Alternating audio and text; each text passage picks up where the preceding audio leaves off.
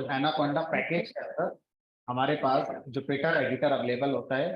तो जुपिटर को हम कैसे लॉन्च करते हैं ये हमने लास्ट क्लास में सीखा था। अब बात आती है कि जो भी फाइल जुपिटर पे बनाई जाती है आप उसको ओपन कैसे करते हैं। तो लास्ट क्लास में जो भी मैंने फाइल बनाई थी अगर मैं वो देखूं तो वो ये रही।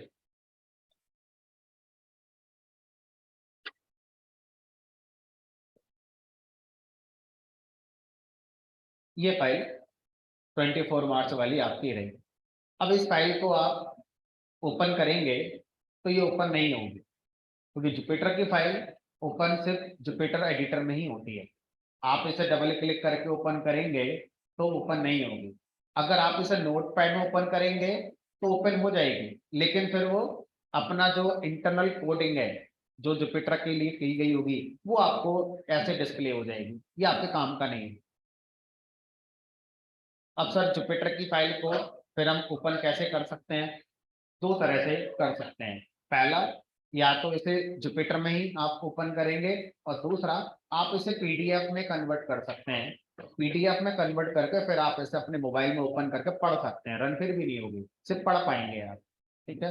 तो अब जब मैं आपको कोई भी जुपिटर पे प्रोग्राम बनाकर शेयर किया करूंगा तो अभी तक मैं क्या कर रहा था, जो भी मैंने पाइथन फाइल बनाई वो आपको मैंने शेयर कर दी, फिर आपने उसे डाउनलोड कर ली होगी और आप उसे राइट क्लिक करके आइडल में ऐसे करके ओपन करके देख पाते थे, चला पाते थे। लेकिन अब जो फाइल मैं आपको शेयर किया करूंगा वो आप कैसे रन करेंगे? सबसे पहले आप जब उन्हें डाउनलोड करेंगे तो वो आपके डाउनलोड फोल्डर में आ जाएंगे इस तरह से। वहां से आपको कॉपी करना है और कॉपी करने के बाद उस फोल्डर में पेस्ट करना है जहां से आप जुपिटर को लॉन्च करना चाहते हैं। तो जैसे मैं जुपिटर को लॉन्च करना चाहता हूं इस वाले डायरेक्टरी से, तो इसी डायरेक्टरी में आपको क्या करना होगा, जुपिटर की जो फाइल आप लाए हैं डाउनलोड करके इसको यहाँ पर पेस्ट करना होगा जैसे मैंने यहाँ पर करी हुई है। अब इसी डायरेक्टरी से आप जाएंगे, कमांड प्रॉम्प्ट ओपन करेंगे और यहाँ पे लिखेंगे जुपिटर स्पेस लैब, एंटर करेंगे। तो जुपिटर जिस डायरेक्टरी से लॉन्च होता है उसी डायरेक्टरी में रखी हुई जुपिटर फाइलों को वो ओपन कर सकता है, किसी दूसरे फोल्डर में रखी फाइल को वो ओपन नहीं कर पाएगा।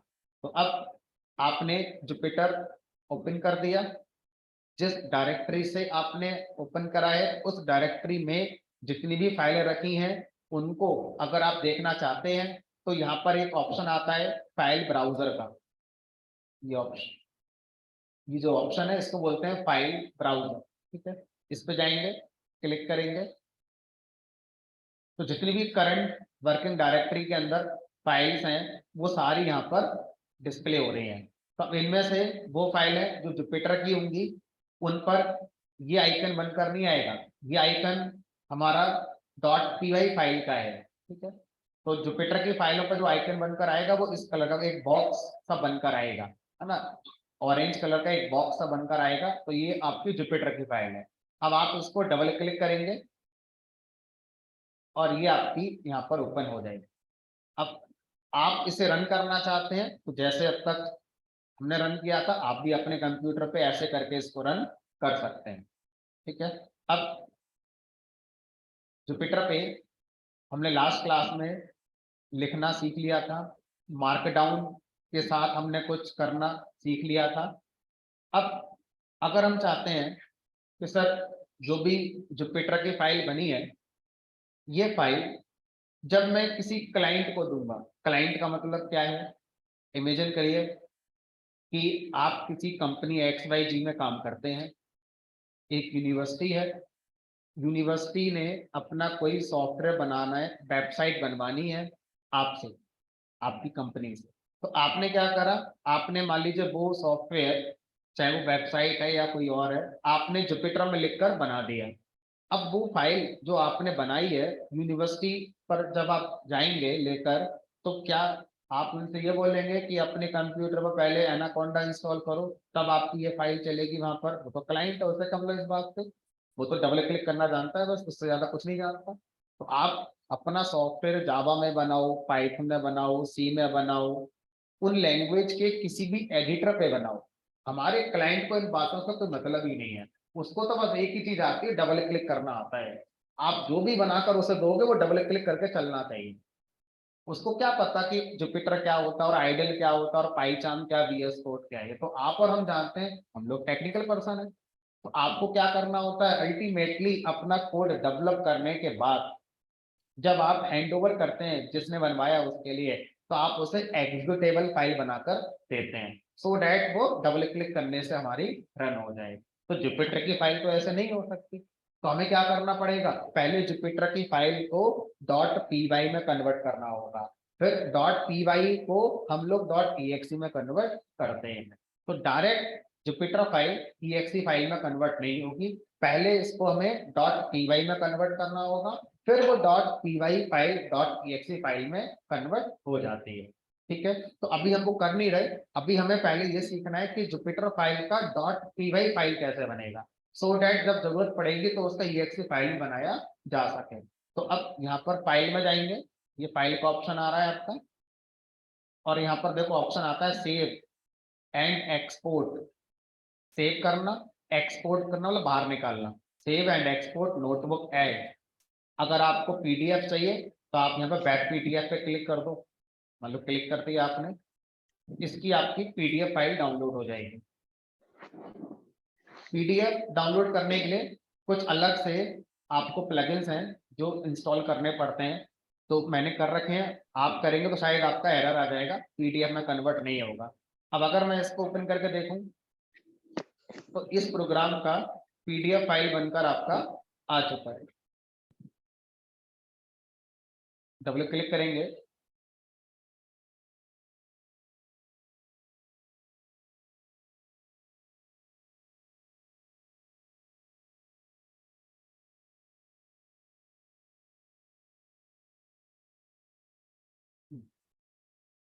यही लिखा था लास्ट।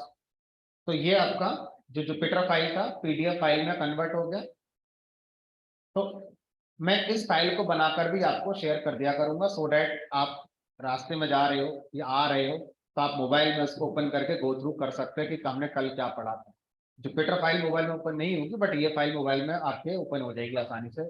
आप इसे रन नहीं कर सकते भाई, ये नहीं कर सकते एंटर नहीं चल रहा, ये पीडीएफ है। पीडीएफ एक स्नैप है, एक स्क्रीन शॉट है काइंड ऑफ। तो जो भी जुपिटर में लिखा था उसका एक पिक्चर स्क्रीनशॉट लिया गया और उसको पीडीएफ में सेव करके आपको दे दिया गया, बस इतना ही है। तो ये एग्जीक्यूटेबल नहीं है, सिर्फ पढ़ने पढ़ने के लिए है हमारा। ठीक है, एग्जीक्यूट होगी यही फाइल जो आपने जुपिटर फाइल अपनी बना रखी है, और वो जुपिटर में ही ओपन आपको करके चलानी होगी जैसे ही आप चला। ठीक है, तो इस तरह से मैं आपको जो भी पाइथन जुपिटर की फाइलें हैं आई पाइथन नोटबुक वाली वो भी दिया करूंगा, और उनका पीडीएफ बनाकर भी मैं आपको दे दिया करूंगा, सो डैट आप उनको किसी भी डिवाइस पर पढ़ पाएं, और रन करते समय आपको फिर कंप्यूटर के लैपटॉप पर जुपिटर पे ही इसको रन करके देखना होगा। अब आगे चलते हैं, कुछ और चीजें जुपिटर फाइल के बारे में सीखते हैं। तो अगला पॉइंट यह है कि जुपिटर में अगर आप कोई भी आखिरी स्टेटमेंट किसी भी सेल पर लिखते हैं, तो इस सेल में 3 स्टेटमेंट है, 1 2 3। तो जब आप किसी भी सेल में आखिरी स्टेटमेंट लिखते हैं और उस स्टेटमेंट से कुछ रिजल्ट प्रोड्यूस होता है, कुछ रिजल्ट बनता है, तो ऑटोमेटिकली वो प्रिंट करा दिया जाता है, आपको प्रिंट फंक्शन लगाने की जरूरत नहीं। जैसे मैं रन कराऊं अपने आप x + y 30 हो जाएगा, और अगर मैं इसी बात को ऐसे लिखूंगा तो भी ठीक है, कोई दिक्कत नहीं है।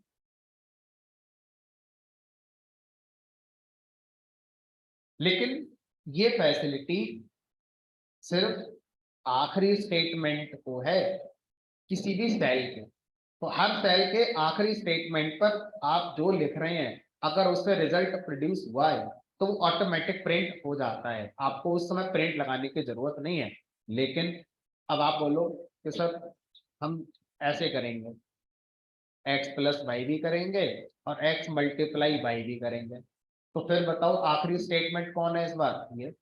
तो फिर इसी का रिजल्ट प्रिंट होगा, इसका नहीं होगा। तो x इंटू वाई का हो गया। अब आप कह रहे हो नहीं सर मुझे दोनों के चाहिए, तो आप प्रिंट लगाइए ना, प्रिंट जितनी बार लिखेंगे हर बार का आउटपुट प्रिंट होगा। ये तो एक शॉर्टकट हो गया है ना, एक थोड़ा फास्ट वे हो गया फटाफट से रिजल्ट को देखने का। क्या आखिरी स्टेटमेंट पे जो लिखा है अपने आप प्रिंट हो जाता। अब आखिरी स्टेटमेंट जो लिखा है जरूरी नहीं है वो कोई एक्सप्रेशन गुणा भाग वाला हो सकता है कि आपने क्या करा, सीधा वेरिएबल बनाया और एंटर कर दिया, आउटपुट आ गया, आखिरी स्टेटमेंट था।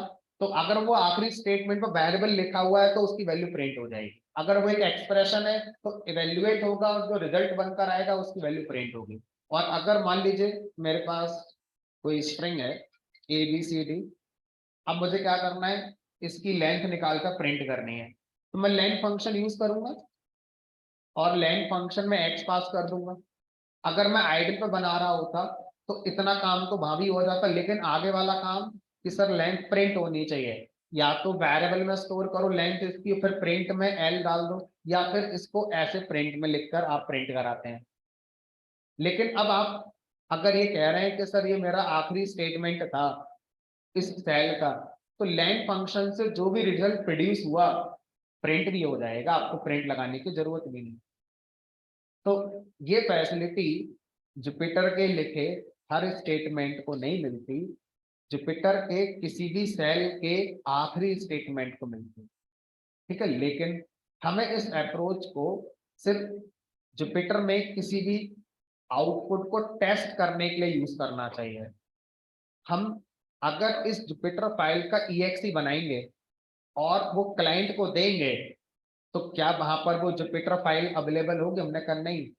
अब इस लाइन से कोई आउटपुट प्रोड्यूस नहीं होगा क्लाइंट के कंप्यूटर पे। क्या मैं कहना चाहता हूं करके दिखाता हूं। मान लीजिए मैंने इस जुपिटर फाइल का इस बार .py फाइल जनरेट कराया, फाइल में गए, save and export notebook, PDF समझ में आ गया।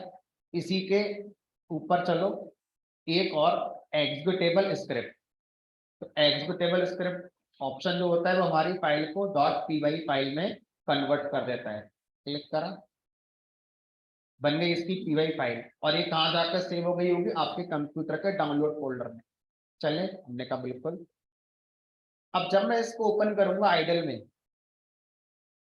अब ये बताओ क्या यहाँ पर अब ये एज इट इज लिखा हुआ क्या आइडल में प्रिंट हो जाता है? हमने कहा नहीं, आइडल में क्यों प्रिंट होगा, आइडल में तो सिर्फ वो प्रिंट होगा जो प्रिंट में लिखा हुआ है। डेट मीन्स ये प्रिंट नहीं हुआ, ये हुआ 1 2 3 और 4, जबकि इस पूरे प्रोग्राम में यहाँ पर देखूं तो 1 2 3 4 5 6 7 8 बार आउटपुट आया है। तो अगर मैं जुपिटर फाइल को .py में कन्वर्ट कर दूं तो इसकी कोई वैल्यू नहीं है।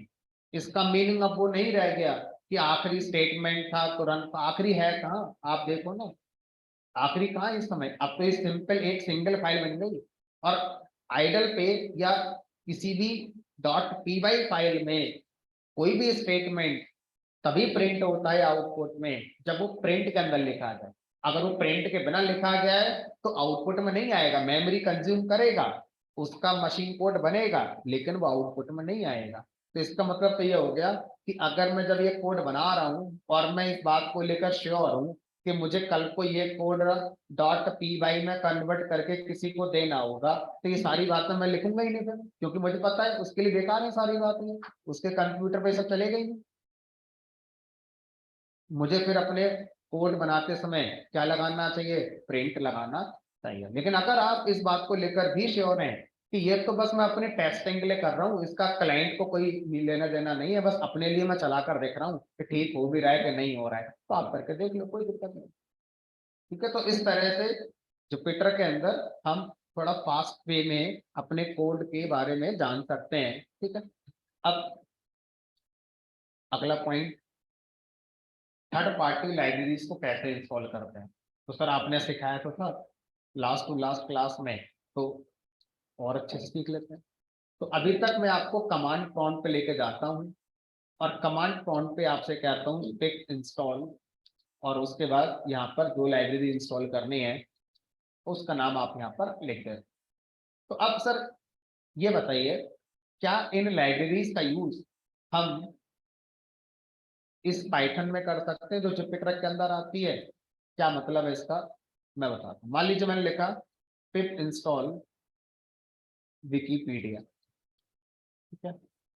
अब अगर मैं इसको लिख दूं पिप 3.11, तो ये कहेगा रिक्वायरमेंट ऑलरेडी सेटिस्फाइड, यानी कि विकीपीडिया लाइब्रेरी पहले से आपके कंप्यूटर में इंस्टॉल है। तो ठीक है, मैंने क्या करा, यहाँ पे इंपोर्ट करा, देखते हैं, इंपोर्ट विकीपीडिया, रन कराया। आगे का प्रोग्राम बाद में लिखेंगे, पहले इतना चेक कर लेते हैं, अगर होगी तो चल जाएगी, नहीं होगी तो नहीं चलेगी। एरर आ रही है, मॉड्यूल नॉट फाउंड एरर। इधर जब मैं करता हूं तो कह रहा भाई ये तो है आपके पहले, रिक्वायरमेंट ऑलरेडी सेटिस्फाइड। क्यों सर? जब कोई लाइब्रेरी मैंने डाउनलोड कर ली, कमांड प्रॉम्प्ट का यूज करके पिप इंस्टॉल कर लिया, तो अब चल क्यों नहीं रही है? तो इसका मतलब सर जितनी और लाइब्रेरी हमने यूज करी थी जीमेल वाली, वो सब भी नहीं चलेगी। हमने कहा आई गेस नहीं चलेंगी, module not found error. Sir ये सब तो हमने इंस्टॉल करी हुई है, पाईट्यूब, पता नहीं, not found error. Sir QR code, कोई नहीं चल रही सर ये तो, जबकि लास्ट क्लास में सब चल रही थी। हमने कहा देखो वो भी चल रही है, ध्यान से देखो, ये थोड़ा ना कि वो चल नहीं रही है, वो भी चल रही है। आप वो प्रोग्राम देखो जिसमें क्यूआर कोड मैंने बनाया था, आई गेस ये वाला है। अब अगर मैं इस प्रोग्राम को यहाँ से रन करा दूं और मान लो इसका नाम कर दूं my Q R one dot P N G, देखते हैं चलेगा क्या? क्यू आर जनरेटेड, कोई एरर नहीं आ रही है, और क्यू आर कोड जनरेट भी हो गया। देखो माई क्यू आर वन, 27 मार्च 10:21। तो सर अब क्वेश्चन समझ में आ गया आपका, आंसर की बात करते हैं। क्वेश्चन क्या समझ में आया कि आपने कोई भी लाइब्रेरी कमांड प्रॉम्प्ट पर जब पिप इंस्टॉल करके इंस्टॉल करी है, तो वो कहाँ इंस्टॉल हुई है? कंप्यूटर में। कंप्यूटर शब्द गलत हो गया, कंप्यूटर के अंदर किसी पाइथन में इंस्टॉल होती है। अब आपके कंप्यूटर में दो पाइथन भी तो है, एक पाइथन जो पाइथन सेटअप जब आपने पहले दिन इंस्टॉल किया था, आइडल वाली पाइथन हो गई, वो 3.11 वर्जन की है, और उसका इंटरप्रेटर सी पाइथन है। और दूसरी पाइथन जो आपके एनाकोंडा के साथ आई हुई है, ये पाइथन 3.10 है, और इसका इंटरप्रेटर हमारा क्या है? आई पाइथन है। इसका मतलब क्या हुआ कि जब हम अपने कंप्यूटर में कोई third party library download install करते हैं, तो हमारे कंप्यूटर के जितने पाइथन है सबके लिए नहीं होती है, किसी एक के लिए होती है। तो अब अगर मैं जुपिटर पे ये सब काम करना चाहता हूँ, तो पहले मुझे जुपिटर के सेल पर लिखना होगा ऐसे करके पिप इंस्टॉल, और उस लाइब्रेरी का नाम जिसको आप जुपिटर में यूज करना चाहते हैं, पिप इंस्टॉल विकीपीडिया। तो सर ये हर प्रोग्राम में जिसमें यूज करना है? हमने कहा नहीं, पहली बार। आज आप विकीपीडिया लाइब्रेरी को जुपिटर पर पहली बार यूज कर रहे थे, तो आज आपने पिप इंस्टॉल करना होगा। अब कल परसों 10 दिन बाद 5 साल बाद सेम कंप्यूटर सेम सब कुछ है, तो दोबारा इंस्टॉल नहीं करना, बस इंपोर्ट करो अपना यूज। फर्स्ट टाइम आपको करना होगा, तो करें फिर, हमने कर देखते हैं।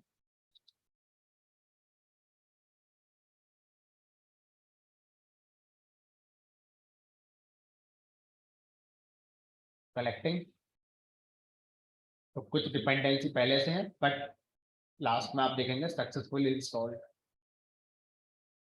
अब यहाँ पर जो अभी एरर आ रही थी, इंपोर्ट विकीपीडिया, अब अगर मैं इसको रन कराऊंगा आगे, तो अब ये एरर नहीं आनी चाहिए, सही होगा। अब आप वो प्रोग्राम जो लिख रहे थे यहाँ लिख सकते हैं, विकीपीडिया सर्च करने वाला, import Wikipedia, Wikipedia dot summary, और जो सर्च करना चाहते हैं वो आप यहाँ पर लिख सकते हैं, जो भी आप सर्च करना चाहते हैं। मैंने वहां सर्च किया था पाइथन लैंग्वेज, इसका जो भी रिजल्ट आएगा आप देखो, अगर मैं भी रन करा दूं तो आउटपुट आ जाएगा। क्यों? क्योंकि मुझे पता है समरी फंक्शन एक आउटपुट वापस करता है, और मैंने उसे किसी वेरिएबल में स्टोर करा नहीं, और ना ही प्रिंट में लिखा तब भी चलेगा। क्यों? क्योंकि लास्ट स्टेटमेंट है इस सेल का, आउटपुट आएगा अपने आप प्रिंट भी हो जाएगा। बट बेटर है कि आप प्रिंट के साथ देखो आगे, बेटर है कि आप इसको प्रिंट के साथ लिख दो, क्योंकि जुपिटर पे लास्ट सेल का जो आउटपुट आता है वो रॉ स्ट्रिंग की तरह यूज होता है।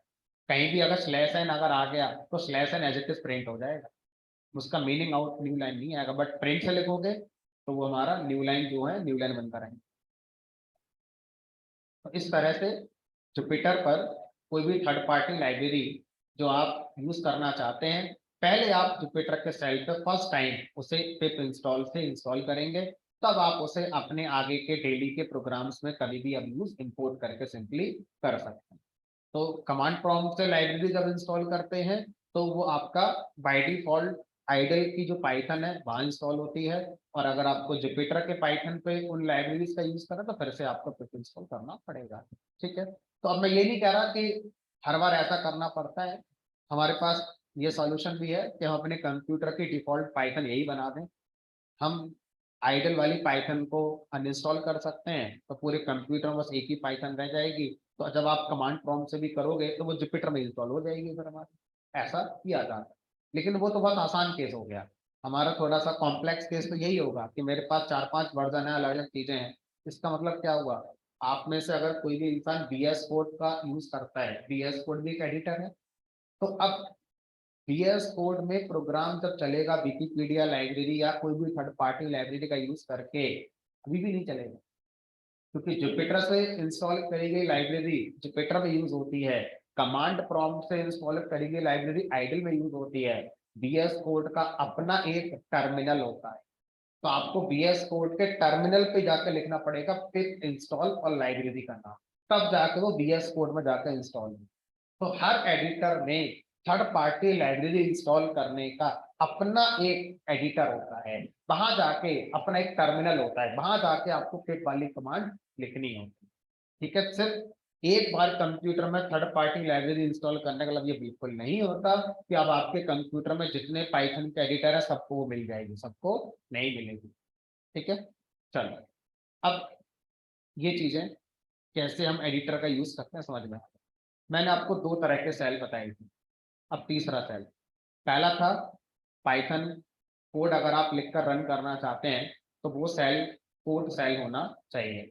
दूसरा, अगर आप कुछ स्टाइलिश टेक्स्ट लिखना चाहते हैं तो आप कोड सेल की जगह पर मार्कडाउन सेल में जाते हैं, ये हमने लास्ट क्लास में देखा था। अब अगर आप कोई भी टेक्स्ट लिखते हैं जिसको आप ना तो एज ए पाइथन स्टेटमेंट की तरह रन करना चाहते हैं, ना उसमें कोई स्टाइलिंग करना चाहते हैं, बस आप कहते हैं वो ऐसे ही लिखा रहने दो, हमें कुछ करना ही नहीं है इसमें। जैसे मान लीजिए मैंने सिंपल लिख दिया यहाँ पर टुडे इज मंडे, अब मुझे इसको ना तो पाइथन स्टेटमेंट मानना है, ना ही मुझे इसको स्टाइलिंग करनी है, ऐसे बस लिखा रहे।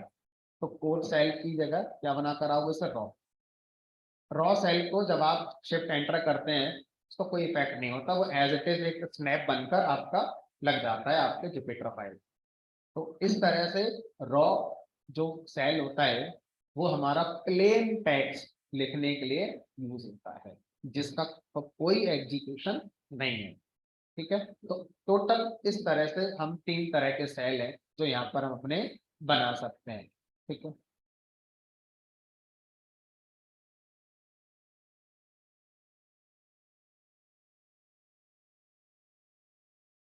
अगर इतना लिखोगे टेक्स्ट में तो कैसे पढ़ेंगे, अनम्यूट करो, बताओ क्या पूछना चाहते हैं, सर ये बताइए सर क्या पूछना चाह रहा पूछना हूँ चाहते हैं। कि जुपिटर अभी हम सीख रहे हैं, अभी वेब डेवलपमेंट में जुपिटर ही यूज करेंगे आगे या कोई और आईडी यूज करेंगे? थोड़ा लाउड बोलेंगे, थोड़ा वॉइस वो आ रही है, अभी आ रही है आपको मेरी आवाज़? आवाज आ रही है, थोड़ा लाउड बोलिए, आवाज आ रही है, थोड़ा स्लो आ रही है। अच्छा, मैं ये पूछ रहा हूँ कि हमें अभी जुपिटर जो है हमारा आईडी उस पे हम काम कर रहे हैं, वेब डेवलपमेंट के लिए यही यूज करेंगे आगे या कोई और यूज करेंगे? वेब डेवलपमेंट के लिए हम जुपिटर एडिटर का यूज ना के बराबर करते हैं। वेब डेवलपमेंट के लिए ज्यादा बार हम यूज करते हैं VS कोड का या पाईचार्म का, तो हम लोग जो यूज करेंगे ड्यूकैट में VS कोड यूज करेंगे। ठीक है, ठीक है। जुपिटर यूज नहीं करेंगे। ठीक है सर, ओके, थैंक यू। ठीक, अब आगे चलते हैं और नेक्स्ट टॉपिक को अब पढ़ना हम स्टार्ट करते हैं। तो अब हम जितने भी आगे के टॉपिक पढ़ेंगे पाइथन में, वो सब हम जुपिटर पे पढ़ेंगे। ठीक है, जुपिटर बस एक एनवायरनमेंट है पाइथन कोड लिखने के लिए। इससे कोई फर्क नहीं पड़ता कि अब तक हमने जो पढ़ा था क्या वो बेकार हो गया या आगे जो पढ़ेंगे वो ज्यादा अच्छा होगा। सब कुछ एक ही है, बस लिखने का थोड़ा एक नया एक्सपीरियंस में मिलेगा। तो अब एक नई फाइल मैं यहाँ पर बना लेता हूँ, न्यू नोटबुक।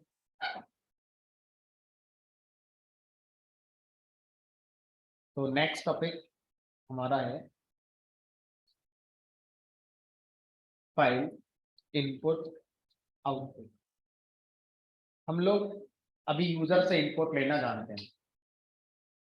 यूजर से इनपुट लेना हमेशा एक हमारी प्रॉब्लम का सॉल्यूशन नहीं होगा। क्यों नहीं होगा? मान लीजिए मैं आपसे कहूँ मुझे बहुत सारा इनपुट यूजर से चाहिए, तो यूजर कब तक देता रहेगा? जैसे हमें क्या करना है, हमारी कंपनी में काम करने वाले जितने भी एम्प्लॉयज हैं उन सबकी एम्प्लॉय आईडी प्रोग्राम को इनपुट करनी है। अब मेरा प्रोग्राम ऐसे पूछेगा enter employee ID of first employee, फिर यूजर एंटर करेगा, फिर एंटर सेकंड, तब तक करेगा। ऐसे 1000 एम्प्लॉय हैं, तो आप क्या सोचोगे, यार इससे अच्छा तो ये होता कि मैं एक काम करता हूँ फाइल बना लेता हूँ, उसमें सबकी आईडी स्टोर कर दूंगा, प्रोग्राम लिख देते हैं, प्रोग्राम फाइल के पास जाएगा, वहां से पढ़ता रहेगा अपना। हमने कहा ये अप्रोच बेटर हो गई। दूसरा, जिस समय मान लीजिए हमारा प्रोग्राम इनपुट मांग रहा है, उस समय यूजर प्रेजेंट होना चाहिए। मान लीजिए प्रोग्राम आज चल रहा है 11 बजे, यूजर 11 बजे बिजी है, फिर प्रोग्राम नहीं चलेगा 11 बजे। फिर आपको उस समय प्रोग्राम रन करना है जिस समय यूजर खाली बैठा है, तभी तो इनपुट दे पाएगा। अब ऐसा करते हैं, यूजर जब फ्री है, मान लो 9 बजे फ्री है, अपना इनपुट जो देना चाहता है प्रोग्राम एक फाइल में स्टोर कर दे, भले ही वो 2 लाइन का है। और जब प्रोग्राम चलेगा 12 बजे 1 बजे जब चले कल परसों, फाइल से अपना इनपुट पढ़ लेगा वो। अब आप इंडिया में बैठ के प्रोग्राम रन करा रहे हो जिसका इनपुट आएगा यूएस से। अब आप सुबह 11 बजे प्रोग्राम चलाओगे, वो वहां सो रहा होगा यूएस के अंदर, वो क्यों जगेगा उस समय? यहाँ पर सुबह जब 11 बज रहे हैं तो वहां पर रात हो रही होगी। क्या करे? तो वो क्या करेगा, जब वो जग रहा होगा तो जो इनपुट उसे आपको देना है वो एक फाइल में स्टोर कर देगा, आप पढ़ लेना वहां से, वाइस वर्सा। अब आपको अपना रिजल्ट दिखाना है यूजर के लिए, यूजर है ही नहीं, तो एक फाइल में लिख दो, जब जगेगा देख लेगा। मुझे बहुत सारा रिजल्ट दिखाना है, तो आप एक फाइल में राइट कर दो। तो इस तरह से हम फाइल इनपुट आउटपुट का फैसिलिटी पाइथन में यूज कर सकते हैं, इनपुट लेने के लिए या कोई भी आउटपुट को राइट करने के लिए। इसके अलावा ऐसी बहुत सी सिचुएशन है जहां पर फाइल इनपुट आउटपुट ही यूज हो सकती है। जैसे इंडस्ट्री के अंदर एक बहुत फेमस कॉन्सेप्ट है log file, LOG। Log file क्या होती है? हमारे कंप्यूटर में बहुत सारी लॉग फाइल्स बनती रहती हैं, हमारे मोबाइल में बहुत सारी लॉग फाइल्स जनरेट होती रहती हैं। लॉग फाइल को समझने का एक थोड़ा सा बेटर एग्जांपल, आप किसी बिल्डिंग में जाते हैं तो वहां पर एक सिक्योरिटी गार्ड बैठा होता है, रजिस्टर में वो आपकी एंट्री करता है, आपका नाम, इन टाइम, कहाँ से आए थे, किससे मिलना है, जब जाओगे तो आपका आउट करके आपके साइन हो जाते हैं। तो इस तरह से वो जो रजिस्टर है उसको हम लॉग रजिस्टर कह सकते हैं। तो लॉग शब्द का मतलब कंप्यूटर साइंस में जनरली होता है ऐसी फाइल जो हमारा कोई भी चीज कब आई थी, कहाँ से आई थी, क्या करने आई थी, इस इंफॉर्मेशन को स्टोर करता है। ऐसी फाइल को क्या बोलते हैं, लॉग फाइल कहते हैं। या हमारे मोबाइल के अंदर कई बार आपने ऐसा देखा होगा कि आप अपनी एप्लीकेशन चलाते हैं, तो वो एप्लीकेशन एक इंफॉर्मेशन स्टोर करती है कि ये ऐप कितने बजे चलाई गई, ठीक है, क्या करा गया और कब इसको हमारा बंद किया गया। ये इंफॉर्मेशन सारी मोबाइल की ऐप हमारे मोबाइल की एक फाइल में स्टोर करती रहती है और एक टाइम के बाद वो फाइलें डिलीट होती रहती है। ठीक है, अब इसका एडवांटेज कहाँ मिलता है? कोई ऐप आप कंटिन्यूअसली यूज कर रहे थे, बढ़िया चल रही थी, अचानक एक दिन क्या हुआ, वो क्रैश हो गई। हो जाती है कभी कभी, 1000 में एक बार हो जाती है। अब जैसे ही वो क्रैश होती है तो वहां पर एक ऑप्शन आता है, send report. Send report option क्या करता है, जब आपकी एप्लीकेशन चल रही थी तो उसकी लॉग मेंटेन हो रही होगी आपके मोबाइल के अंदर, कि आपने कब चलाई थी, आपका एंड्रॉइड ओएस कौन सा है, आपका मोबाइल हैंडसेट मेकर कौन है, ये सारी इंफॉर्मेशन उस फाइल में स्टोर हो गई होंगी। जैसे ही आप सेंड बटन पे क्लिक करोगे, वैसे ही वो फाइल कहाँ चली जाएगी, उस ऐप के सर्वर पे चली जाएगी। और ऐप क्रिएटर उस फाइल को पढ़कर समझ जाता है कि ये ऐप इस वाले मोबाइल पर क्यों क्रैश हुई है, सो दैट अगले वर्जन में उसको बेटर करके आपको दिया जा सके। तो ऐसी इंफॉर्मेशन को कहाँ स्टोर करते हैं, फाइलों में स्टोर करते हैं।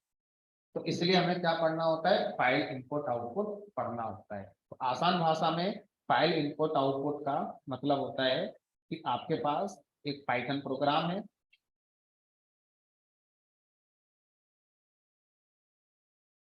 आपके पास एक पाइथन का प्रोग्राम है, और आप ये चाहते हैं कि आपके कंप्यूटर में कोई फाइल रखी हुई है, उस फाइल पर क्या लिखा हुआ है ये आप हमें लेकर आए, या हम पाइथन के प्रोग्राम से कोई भी आउटपुट है जो इस फाइल पर राइट करना चाहते हैं। तो जब पाइथन का प्रोग्राम किसी भी फाइल पर रीड या राइट ऑपरेशन करता है तो इसी को हम क्या बोलते हैं, फाइल इनपुट के नाम से जानते हैं, या फाइल हैंडलिंग के नाम से भी जानते हैं। अब यहाँ पर कुछ चीजें हमें पहले स्पेसिफिक होकर समझनी होंगी। वो ये कि जब हम फाइल की बात करते हैं तो फाइल के अलग अलग फॉर्मेट होते हैं, जैसे audio file, PDF file, excel file, text file, है ना, तो पीपीटी फाइल। तो फाइल एक फॉर्मेट की नहीं होती ना, फाइल तो बहुत सारे फॉर्मेट की होती हैं। तो जो आप अभी हमें पढ़ा रहे हैं, फाइल इनपुट करना या फाइल पर कुछ राइट करना, तो ये कोई सी भी फाइल हो सकती है। पीडीएफ पे लिख सकते हैं, पीडीएफ का डेटा पढ़ सकते हैं, पावर पॉइंट की फाइल है उसको पढ़ सकते हैं, एक्सेल फाइल है उसको पढ़ सकते हैं। तो इस वाले टॉपिक में हम सिर्फ स्पेसिफिक होते हैं टेक्स्ट फाइल के, कि हम जो पढ़ रहे हैं ये टॉपिक सिर्फ डील करेगा हमारी टेक्स्ट फाइल को लेकर। किसी टेक्स्ट फाइल का डेटा रीड करना है, किसी टेक्स्ट फाइल पर डेटा राइट करना है। बट इट डजंट मीन कि पाइथन में हम एक्सेल फाइल रीड नहीं कर सकते, एक्सेल फाइल पर डेटा राइट नहीं कर सकते। ऐसा करने के लिए पाइथन में थर्ड पार्टी लाइब्रेरीज आती हैं। जैसे अगर आपने एक्सेल रीड राइट करनी है तो एक लाइब्रेरी जिसका नाम है ओपन एक्सेल पी वाई, इस लाइब्रेरी का यूज करके आप क्या कर सकते हैं, एक्सेल फाइल को रीड राइट कर सकते हैं। एक और लाइब्रेरी आती है इसका नाम है हमारा पांडास, तो आप पांडास लाइब्रेरी का यूज करके भी एक्सेल फाइल को रीड राइट कर सकते हैं। अगर आपको पीडीएफ फाइल को रीड राइट करना है तो एक लाइब्रेरी आती है जिसका नाम है पीडीएफ माइनर, इस लाइब्रेरी का यूज करके आप पीडीएफ फाइल को रीड राइट कर सकते हैं। एक और आती है जिसका नाम है पाई पीडीएफ। इसी तरह से अगर आप किसी इमेज फाइल को रीड करना चाहते हैं, ऑडियो फाइल को रीड करना चाहते हैं, वीडियो को रीड करना चाहते हैं, तो उसके लिए भी क्या आती है, अलग अलग लाइब्रेरीज आती हैं जिनके थ्रू हम इस काम को कर पाएंगे। लेकिन अगर सिर्फ टेक्स्ट फाइल रीड और राइट करने की बात है तो कोई थर्ड पार्टी लाइब्रेरी की जरूरत नहीं। पाइथन में जो स्टैंडर्ड लाइब्रेरीज हैं जो पहले से मिली हुई हैं उनको बोलते हैं स्टैंडर्ड लाइब्रेरीज, उन्हीं से इस काम को किया जा सकता है। तो अभी हमारी बाउंड्री होगी, वो बाउंड्री क्या होगी, टेक्स्ट फाइल। जिन लोगों का course data analytics, data science, AI होगा, उनको ये सब भी पढ़ाया जाएगा। एक्सेल कैसे रीड राइट होती है, पीडीएफ फाइल कैसे रीड राइट होती है, या अदर ऑडियो वीडियो इमेज ये सब कैसे रीड राइट होती है, ये सब पढ़ाया जाएगा। जिनका कोर्स फुल स्टैक होगा उनको इसकी जरूरत नहीं पड़ती है, वो सिर्फ टेक्स्ट फाइल तक ही अपना काम कर लेते हैं, है ना। तो अभी हमारी ऑडियंस दोनों तरह की है, फुल स्टैक वाली भी है और डेटा एनालिटिक्स वाली भी है। तो अभी हम सिर्फ वो पढ़ेंगे जो दोनों के लिए कॉमन है। तो आज हम लोग फोकस करेंगे, जब तक ये टॉपिक चलेगा फोकस हमारा सिर्फ टेक्स्ट फाइलों पर रहेगा। ठीक है, चलिए अब बात करते हैं कि कैसे इस काम को किया जाता है ना। तो फाइल इनपुट आउटपुट का मीनिंग क्या है वो समझ में आ गया। किसी भी टेक्स्ट फाइल के साथ रीड राइट ऑपरेशन करना is known as file input output. File input output का मतलब है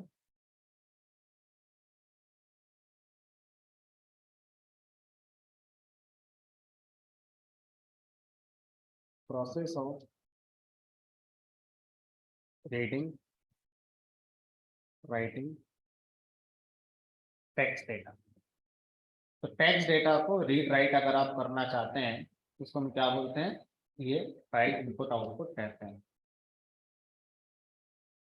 तो अब कैसे इस काम को किया जाता है उसकी बात करते हैं। इस काम को करने के लिए पाइथन में आईओ मॉड्यूल होता है। Python provides IO module to perform file input output. अब इस मॉड्यूल को हम क्या करेंगे, अपने प्रोग्राम में इंपोर्ट करेंगे और इंपोर्ट करके फिर हम उसके फंक्शंस के थ्रू फाइल को रीड करना राइट करना या जो भी करना है वो हम अपना कर पाते हैं। अब पाइथन ने आपको एक फैसिलिटी दी कि जो आईओ मॉड्यूल है ये बिल्ट इन मॉड्यूल की तरह ऑटो इंपोर्ट हो जाता है। अगर आप इस मॉड्यूल के फंक्शंस को अपने प्रोग्राम में यूज करना चाहते हैं तो आपको इंपोर्ट आईओ करने की नीड नहीं है। सीधा इसके जो फंक्शन है आप अपने प्रोग्राम में लिख सकते हैं। जैसे आप प्रिंट फंक्शन यूज करते हैं, print function built in module में होता है, हम कभी इंपोर्ट बिल्ट इन नहीं करते। क्यों? क्योंकि इंटरप्रेटर अपने आप बिल्ट इन मॉड्यूल को इंपोर्ट कर लेता है। उसी तरह से ये भी एक दूसरा मॉड्यूल है जिसको पाइथन इंटरप्रेटर अपने आप इंपोर्ट कर लेता है, हमें अलग से इंपोर्ट करने की नीड नहीं है। ठीक है, तो एक नोट बनाकर हम यहाँ पर लिख देते हैं, आईओ मॉड्यूल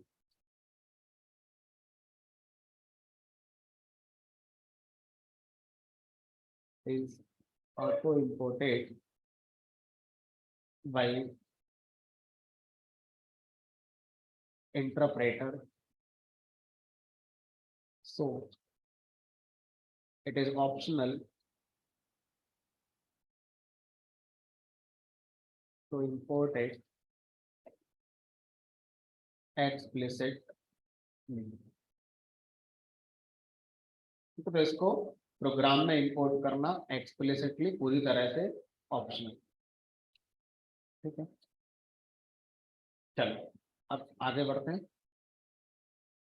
और बात करते हैं। अब इस सेल को मैं क्या करता हूँ, मैंने इसको रन तो करना नहीं है, इसको मैं रॉ सेल बना के छोड़ देता हूँ ऐसे। ठीक है, तो अब आगे बढ़ते हैं।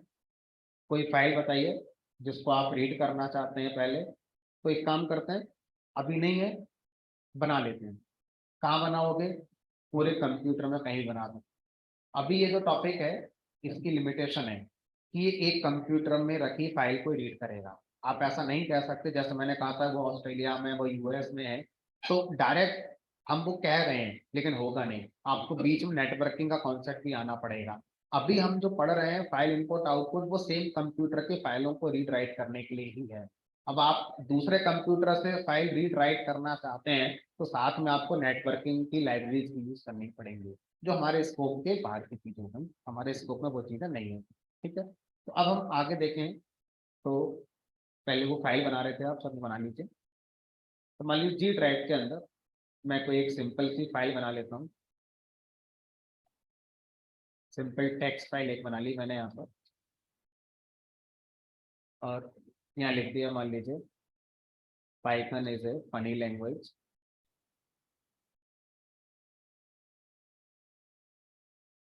First release in 1991 by Theodore Van Rossum।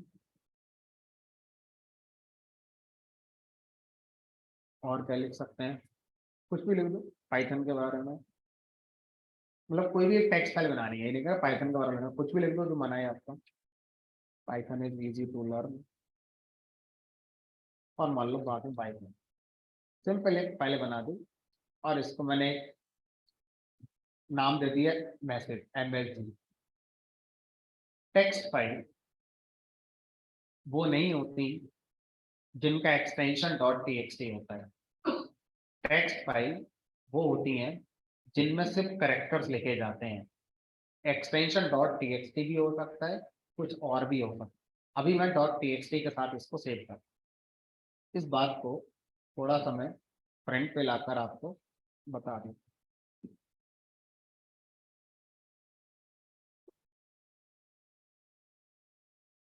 कि जब हम टेक्स्ट फाइल की बात करते हैं तो टेक्स्ट फाइलें वो होती हैं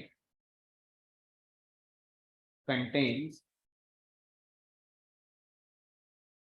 करेक्टर्स ओनली, जो सिर्फ करेक्टर्स को कंटेन करती है।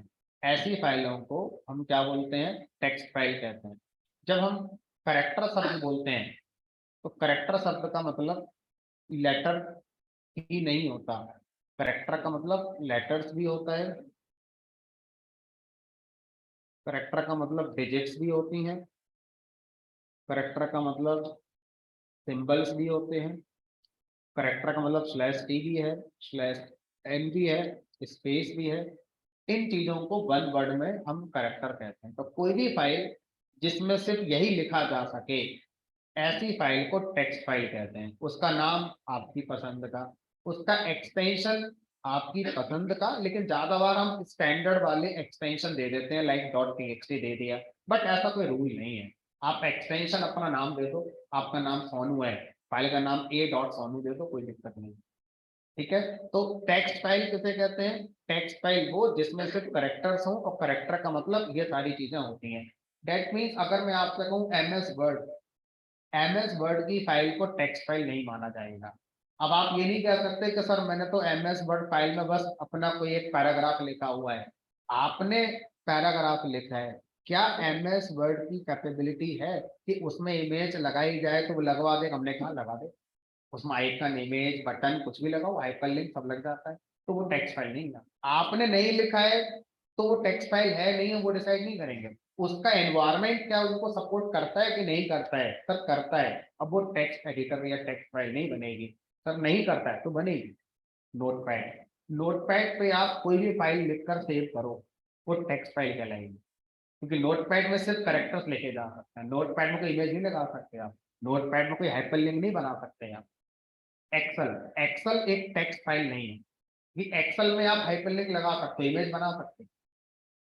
ठीक है, आइडल, आइडल पे जो फाइल बनेगी उसको टेक्स्ट फाइल कहेंगे, क्योंकि आइडल एडिटर पे आप जो भी लिख रहे हो वो सिर्फ करेक्टर हो सकते हैं। आइडल एडिटर में कुछ भी लिखने पर आप हाइपरलिंक नहीं लगा सकते, इमेज नहीं बना सकते, ऑडियो फाइल नहीं बना सकते वहां।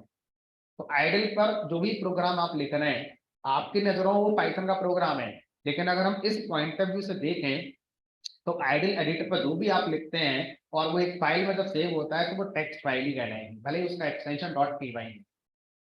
ठीक है, तो टेक्स्ट फाइल क्या होती है ये क्लियर हो गया। तो टेक्स्ट फाइल मतलब ये बिल्कुल नहीं है कि वो फाइल है जिनका एक्सटेंशन .txt होगा वो टेक्स्ट फाइल है।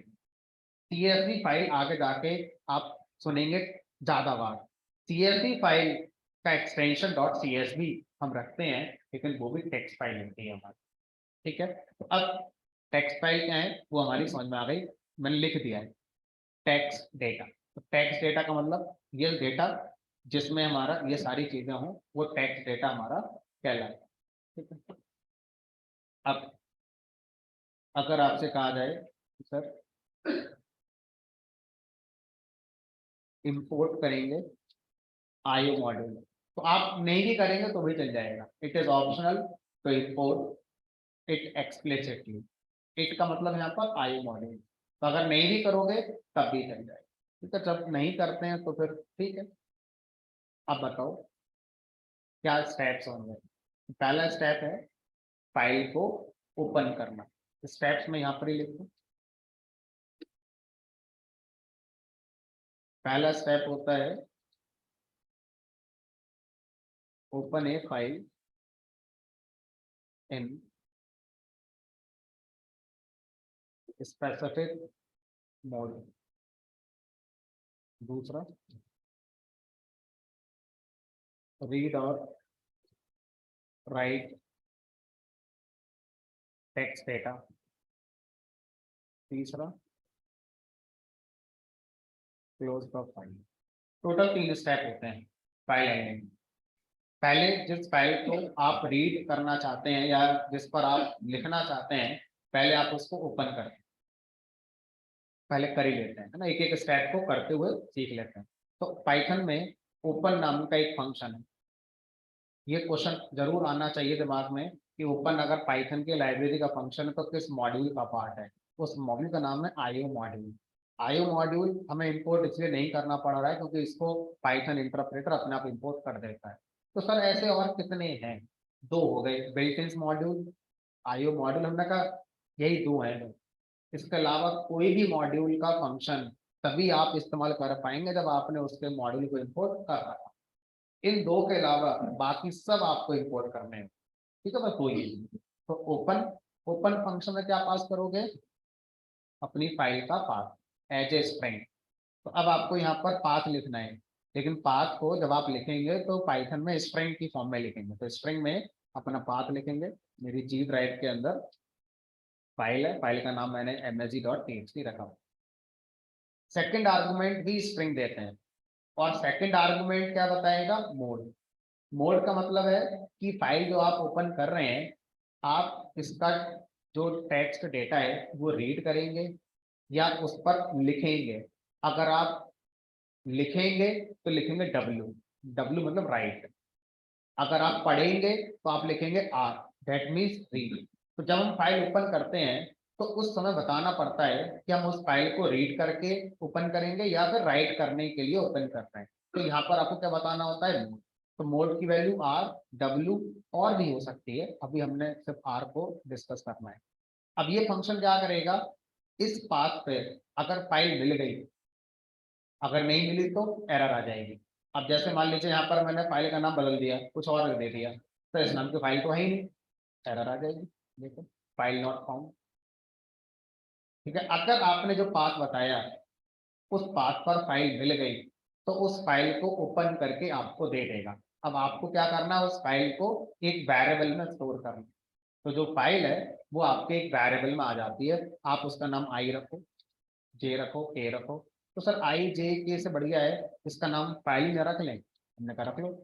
ज्यादातर पाइथन प्रोग्रामर इस वेरिएबल का नाम जिसमें फाइल ओपन होकर स्टोर हो जाती है फाइल ही रख लेते हैं, जिससे रीडेबिलिटी बढ़ जाती है। अच्छा, इसमें फाइल ओपन होकर आता है। ये एक वेरिएबल है, आप इसका नाम जो चाहे वो रख सकते हैं।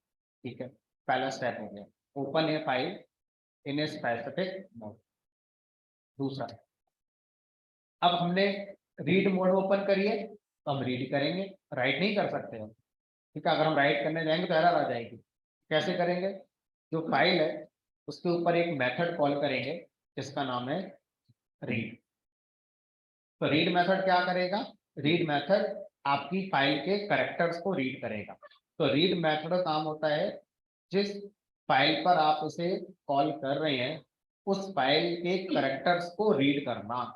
लेकिन हमारे मन में एक क्वेश्चन आया, कितने कैरेक्टर्स रीड करने हैं, इसे कैसे पता चलेगा? जैसे अभी मेरी फाइल जो मैंने ओपन करी हुई है उस फाइल में अगर मैं देखूं, एक एक करेक्टर काउंट करूँ तो 1 2 3 4 5 6 7 8 9 10, तो इसमें बहुत सारे करेक्टर हैं, मोर देन 20 होंगे आपके, और अराउंड 50 करेक्टर्स होंगे। ठीक है, तो अगर आपसे कहा जाए कि मुझे यहाँ पर ये बताना है कि इतने करेक्टर्स पढ़ रहे हैं, तो रीड को मैं क्या लिखूंगा? बता देता हूँ कि रीड 5 करेक्टर पढ़ना। तो रीड को आप क्या बताते हैं? As argument number of characters जो आप रीड कराना चाहते हैं। ठीक है, अब अगला क्वेश्चन, सर 5 करेक्टर कहाँ से? मेरा मन कर रहा है ये 1 2 3 4 5। सर मेरा मन कर रहा है ये वाले 5। कोई बोलेगा नहीं ये वाले 5। तो ऐसे तो सर 5 बहुत सारे ऑप्शन है, कोई से 5 करेक्टर पढ़ने का। अब रीड को हम ये नहीं बता सकते कि रीड, हमने ये तो बता दिया 5 करेक्टर पढ़ो, लेकिन कहाँ से 5 पढ़ोगे ये हम नहीं बता सकते। क्यों? क्योंकि रीड में उसका एक फिक्स फार्मूला है, उस फार्मूले के अकॉर्डिंग ही 5 करेक्टर पढ़े जाएंगे। फार्मूला क्या है उसे समझ। जब आप किसी फाइल को ओपन करते हैं तो आप अगर यहाँ पर देखें ध्यान से, तो कर्सर आप देख पा रहे हैं। अभी जैसे मेरा कर्सर, मैं थोड़ा जूम करता हूँ, मेरा कर्सर अभी आई के पास, अब मेरा कर्सर यहाँ पर आ गया, अब मेरा कर्सर ये हो गया। तो हमारा माउस कर्सर होता है हर फाइल में।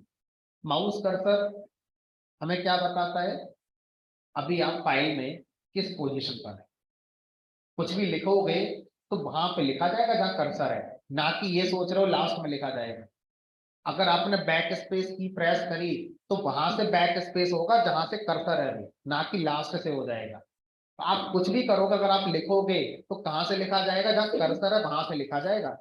अब ये मत कहना कि यहाँ से क्यों लिख दिया, तो आपका कर्सर यहाँ क्यों था। अब आप आगे लिखना चाहते हो तो कर्सर यहाँ रखो। तो फाइल के अंदर हमारा माउस कर्सर होता है, जो हमें फाइल में हमारी पोजीशन बताता है कि आप अभी कुछ भी करोगे तो वो किस पोजीशन पर एक्शन होगा फाइल के अंदर। इसी तरह से जब कोई फाइल पाइथन के प्रोग्राम में ओपन होती है तो पाइथन प्रोग्राम के अंदर एक अलग कर्सर क्रिएट होता है। जैसे ये माउस कर्सर है, इसी तरह से पाइथन के अंदर भी फाइल का एक कर्सर क्रिएट होता है, और उस कर्सर की पोजीशन जहां पर होगी उसके नेक्स्ट से आपके कैरेक्टर्स पढ़े जाएंगे। इसका मतलब क्या हुआ, इंटरनली ये जो रीड मेथड है ये फाइल से पूछेगा फाइल आपका कर्सर कहां पर है।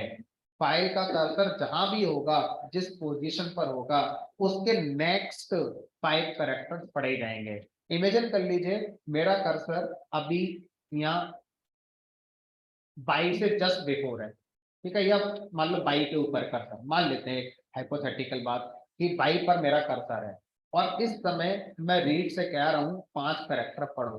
तो रीड कौन से 5 पढ़ेगा, 1 2 3 4 5, इन 5 को पढ़कर आपको दे दें। और जो कर्सर है अब उस करेक्टर पे आ जाएगा जो आखिरी अभी पढ़ा गया था, यानी कि अब कर्सर कहाँ जाएगा, मेरा स्पेस, ताकि अगली बार अगर फिर से आपने कहा कुछ पढ़ने के लिए तो कहां से पढ़ा जाएगा, आई से पढ़ा हमारा जाएगा। इसका मतलब क्या हुआ, इसका मतलब ये हुआ कि फाइल से जब भी हम कुछ पढ़ते हैं तो सीक्वेंशियली हम पढ़ पाते हैं। हम ये नहीं कह सकते फाइल से कि उस पर्टिकुलर वर्ड को पढ़ लाओ, उसे नहीं पता वो वर्ड क्या हो। फाइल हमसे पूछेगी ये बताओ कितने करैक्टर पढ़ने हैं और कहाँ से पढ़ने हैं, वो कर्सर की पोजीशन से डिसाइड होगा, वो बता भी नहीं सकता। ठीक है, तो फाइल सीक्वेंशियल मैनर में रीड होती है। जैसे पुराने जमाने में टेप रिकॉर्डर आते थे, मुझे साइड ए साइड बी कैसेट वाला इमेजिनेशन करना है, तो मुझे साइड ए का चौथा गाना प्ले करना है, और अभी आप कहाँ पर हो, हमने कहा अभी पहला गाना चल रहा है। कोई तरीका नहीं है, सीधा चौथे गाने पर पहुंच जाओ पुराने जमाने के टेप रिकॉर्डर में। आपको फास्ट फॉरवर्ड करके या सुनते हुए चौथे गाने पे जाना होगा।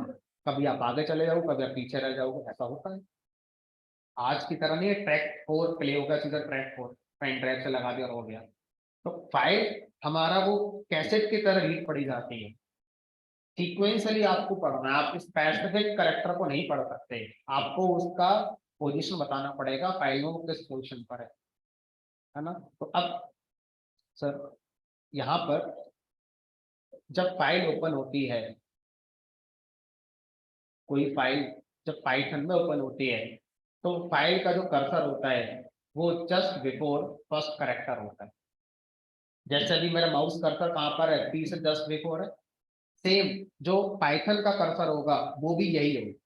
अब मैं माउस से कर्सर लेकर अपना ऊपर आ गया, फाइल का कर्सर पाइथन वाला अभी वहीं पर है, वो चेंज नहीं हुआ है ना। तो अब अगर मैं यहाँ पर ऐसे लिख दूं कि मेरे 5 करेक्टर आ गए, कौन से, फाइल के कर्सर के नेक्स्ट 5 करेक्टर, और फाइल का कर्सर इनिशियली कहां पर है, जस्ट बिफोर फर्स्ट करेक्टर। ठीक है, अब यहाँ पर मैं करेक्टर को काउंट करना चाहूँ, कैसे काउंट करोगे, 1 2 3 4 5 ऐसे करके, या 0 1 2 3 4 ऐसे करके। किसी भी चीज की काउंटिंग आप कहाँ से करना शुरू करते हैं, 0 से या 1 से। जैसे इस क्लास में बहुत सारे स्टूडेंट बैठे हैं, अगर मैं काउंट करूं तो मैं 1 2 3 ऐसे करूंगा, ये गलत होगा तरीका। अगर मैं बोलूं ये 0 ये 1 ये 2, अगर काउंटिंग कर रहे हैं, आप इंडेक्सिंग की बात नहीं कर रहे हैं, आप काउंटिंग करेक्टर को काउंट कर रहे हैं, तो पहला करेक्टर पहला माना जाएगा, 0 नहीं माना जाएगा। क्लियर है बात? तो इस तरह से जब आपसे कहा जाता है कि हमारा कर्सर इनिशियली फाइल ओपन होते ही किस करेक्टर पे है, किस नंबर के करेक्टर पर है, तो आप क्या बोलेंगे? 0। 0 का मतलब है फर्स्ट करेक्टर से भी पहले। अब उसके आगे से 5 करेक्टर पढ़ के आपका जो टेक्स्ट बना होगा वो लाकर आपको दे दिया जाएगा। ठीक है। अब जैसे ही हमने 5 करेक्टर पढ़े, हमारा कर्सर 1 2 3 4 5 ऊपर आ गया होगा। ठीक है। अब अगर मैं फिर से कहूं यहाँ पर फाइल डॉट रीड 3, अब बताओ जरा मुझे, इस बार हमें कौन से 3 करेक्टर्स मिलेंगे? इस फाइल को यहाँ पर रख लेते हैं, एन स्पेस आई, और कर्सर मूव होकर कहाँ आ गया होगा? आई का, ताकि अब प्रोग्राम अगर आगे मांगेगा तो हम एस से पढ़ना शुरू करेंगे। ठीक है। तो अब हमने कहा जरूरी है पूरी फाइल पढ़ के जाएंगे? हमने कहा आप सोचो, जब आप टेप रिकॉर्डर से गाने सुनते थे, जरूरी है साइड ए के सारे गाने सुन के बंद करो? बीच में बंद कर दो। बंद कर दो मतलब फाइल डॉट, दैट मीन्स अब हम फाइल से कुछ भी पढ़ना नहीं चाहते। पहला आ गया P Y T H O, शुरू के 5 करेक्टर आ गए। फिर उसके बाद कर्सर, जो आखिरी करेक्टर पढ़ा गया था वहां आ गया, और जब आप रीड करेंगे तो आगे के 3 करेक्टर पढ़ने शुरू कर दें। ठीक है। तो अब अगर कोई आपसे पूछे कि रीड मेथड क्या करता है, तो आप क्या बताएंगे इसकी वर्किंग? कितने करेक्टर रीड करता है? जितने हम आर्गुमेंट बताएंगे। कहाँ से पढ़ता है ये बहुत इंपॉर्टेंट है। कितने पढ़ता है? लगभग 10 में से 10 लोग जानते हैं। कहाँ से पढ़ता है? 10 में से 2 लोग जानते हैं। कर्सर के नेक्स्ट, कर्सर जिस करेक्टर पे, वहां से नहीं, उसके नेक्स्ट करेंगे, उसको डिस्कस। तो अभी हम बहुत बिगनिंग में हैं अभी। ठीक है। अच्छा, अब सर फाइल को क्लोज कर दें। अब अगर मैं फिर से रीड करना चाहूँ यहाँ पर फाइल डॉट, और उसी सेल में कर देते हैं ताकि मन में ये ना रहे कि सर सेल क्यों चेंज कर दिया। हमने कहा फिर से रीड करो, अब 10 करेक्टर। तो बताओ कौन से 10 करेक्टर रीड करेगा? आई के आगे से रीड करेगा। बस यही गलत हो गया हमारा। Input output operation on closed file, एक बार फाइल आपने क्लोज कर दी तो अब आप उसको रीड नहीं कर सकते। फाइल क्लोज हो गई, दैट मीन्स प्रोग्राम का फाइल के साथ कनेक्शन ब्रेक हो गया। अब हमारा प्रोग्राम नहीं पहचानता ये फाइल है कि नहीं, तो आप क्लोज नहीं कर सकते। तो सर अब क्या करें? हमें तो और पढ़ना था। तो अगर आपने क्लोज कर दी है और फिर भी पढ़ना है तो दोबारा ओपन करनी पड़ेगी, है ना। अब दोबारा ओपन करेंगे तो फिर से ऐसी लाइन लिखनी पड़ेगी। अब जैसे ही आपने दोबारा ओपन करी, तो क्या इस बार आप ये सोचेंगे कि फाइल का कर्सर पिछली बार ना आई पर था, तो अब मैं जब रीड करूंगा तो आई के आगे से पढ़ना शुरू करेगा? नहीं, दोबारा ओपन हुई है, ये नया इंस्टेंस है इस फाइल की कॉपी का, फिर से कर्सर कहाँ आ गया? 0 पर। तो अब आपने कहा चलो फिर पढ़ते हैं, हमने कहा ठीक है। तो अब जैसे इन्होंने कहा कि सर मैं तो शुरू के 5 नहीं पढ़ना चाहता, मैं चाहता हूं पहले शुरू के 5 ना स्किप कर दो, उसके आगे के 5 पढ़ो। तो कैसे करेंगे? तो यहाँ पर एक फाइल के ऊपर मेथड है जिसका नाम है सीक। सीक समझने का मतलब, कोई जब आप ऑडियो वीडियो चलाते हो नीचे सीक बार आता है, तो आप सीक बार से पर्टिकुलर वीडियो को किसी भी टाइम फ्रेम लेकर जा सकते हो, है ना। सीक बार जो आता है हमारा, ठीक है, तो वही सीक है। तो सीक में आप क्या पास करते हो? एग्जैक्ट करेक्टर की पोजीशन, जिस करेक्टर पे आप कर्सर को रखना चाहते हो। तो आपने कहा 5, इसका मतलब है कर्सर रीसेट हो जाएगा। कर्सर अभी जहां भी था वहां से हटकर अब कहां पर आ जाएगा, 5वें नंबर के करेक्टर पे आ जाएगा। तो सर 5वें नंबर करेक्टर कौन है, 1 2 3 4 5। अब कर्सर आपका ओ के ऊपर आ जाए।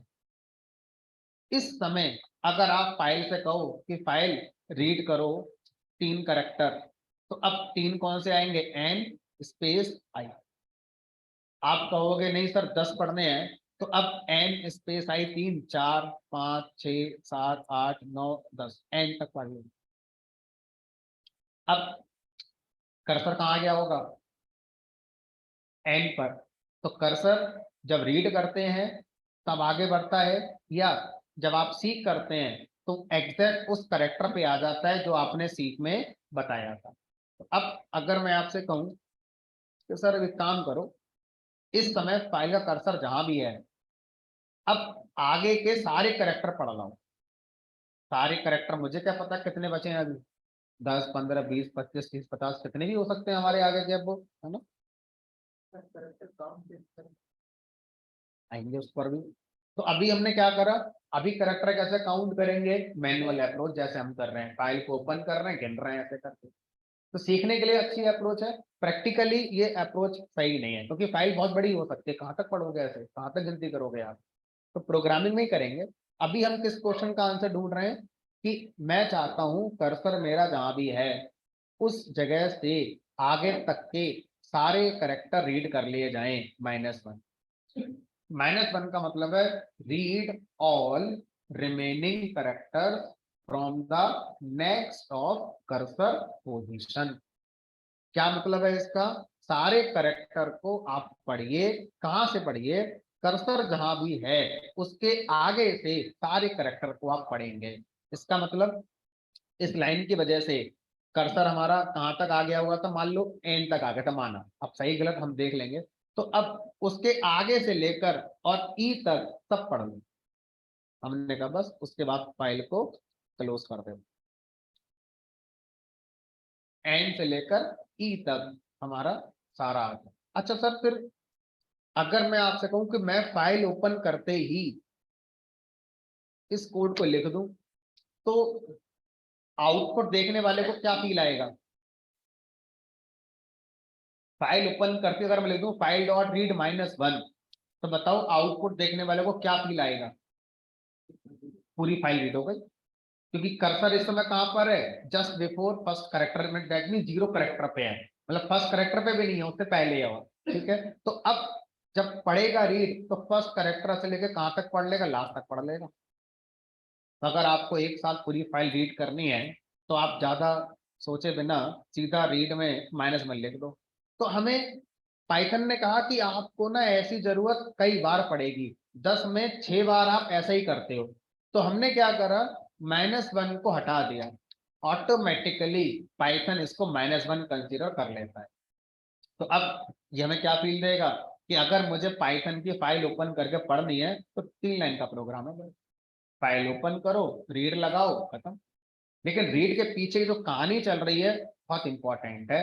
इंटरव्यू में ये कहानी पूछी जाती है आपसे। जब आप पाइथन के किसी इंटरव्यू में जाएंगे, फाइल हैंडलिंग का क्वेश्चन अगर पूछा गया तो वो आपसे ये नहीं पूछेगा रीड क्या है, वो ये पूछेगा रीड पढ़ता कहाँ से है। क्योंकि बाकी सब तो दिख रहा है, जो नहीं दिख रहा है वो कर्सर है, जो हमें प्रोग्राम में दिखता ही नहीं है, जो सिर्फ हमारे दिमाग में होता है, जिसके अकॉर्डिंग हम डिसाइड करते हैं कि डेटा जो आएगा वो कहाँ से आना शुरू होगा। तो इंटरव्यू में ये क्वेश्चन बहुत पूछा जाता है कि रीड मेथड हमारी फाइल में कहां से पढ़ना शुरू करता है, और हम 10 में से 9 लोग के आंसर देते होंगे शुरू से पढ़ता है, तो भी दिख रहा है। ठीक है, चलो अब कस्टमाइज और करते हैं सर। मान लीजिए आपसे ये कहा जाए कि अगर मैं किसी फाइल को ओपन करके रीड करूं, क्लोज ना करूं, तो मेरा क्या नुकसान है, मैंने तो सारी फाइल पढ़ी ली, मेरा काम तो हो ही गया, नहीं करता क्लोज में, एक ज्यादा स्टेप क्यों लिखूं। ये क्वेश्चन भी इंटरव्यू के अंदर बहुत पूछा जाता है, क्योंकि क्लोज ना करने पर भी हमारा प्रोग्राम चल रहा है, कोई दिक्कत नहीं आ रही है।